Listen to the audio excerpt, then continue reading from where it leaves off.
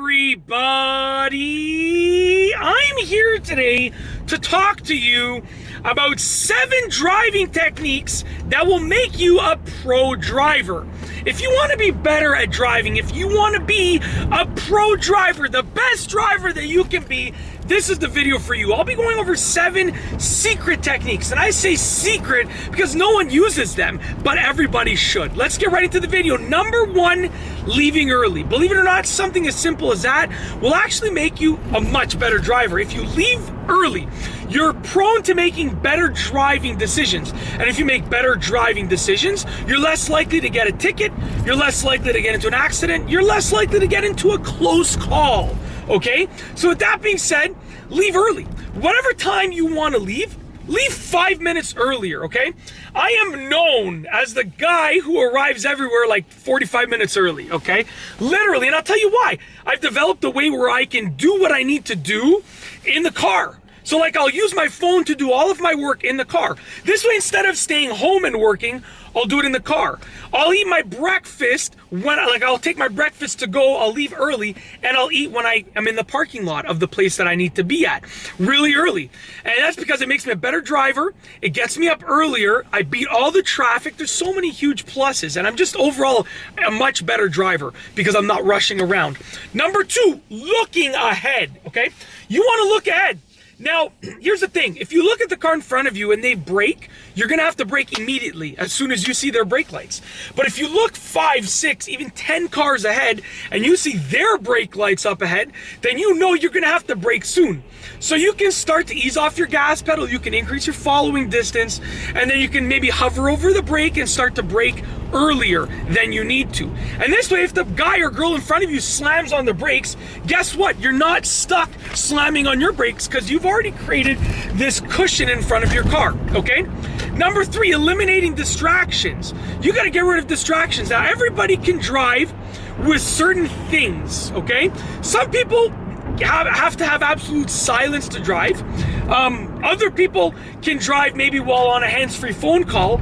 Other people can drive while talking to a camera. You know, you need to know what your threshold is for driving while maybe doing something else tiny that doesn't distract you from the road.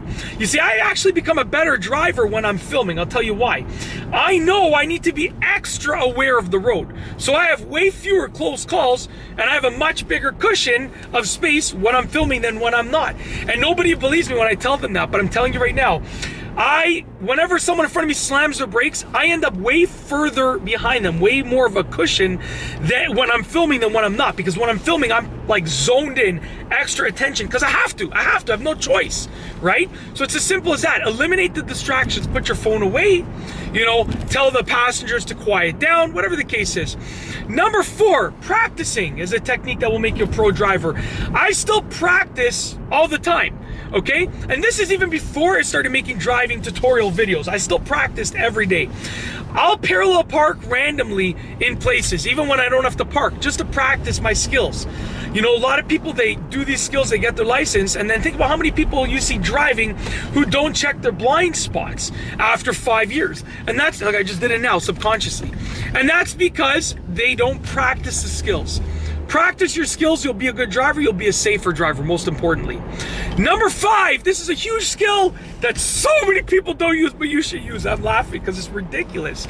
Choosing the right parking spot. In my opinion, all of the parking spots at the front of the parking lot should be empty. No one should go for those spots. They're the most ridiculous spots that you can have. Unless you have a reason where you need to be close to the place. I totally understand. You know, for walking distance, if you're older, if you have physical trouble, I totally get that, no problem. Everyone else that doesn't have any issues walking or getting there, you should be parking at the back of the parking lot. Number 1, it'll make you healthy because you get to walk, okay? I eat 2 to 3 bowls of sugary cereal a night, every second night. Not every night, but like every second or third night, okay? And yes, I know I'm not super fit, but like I should be like 400 pounds, okay? But I'm not, because I park at the back of the parking lot.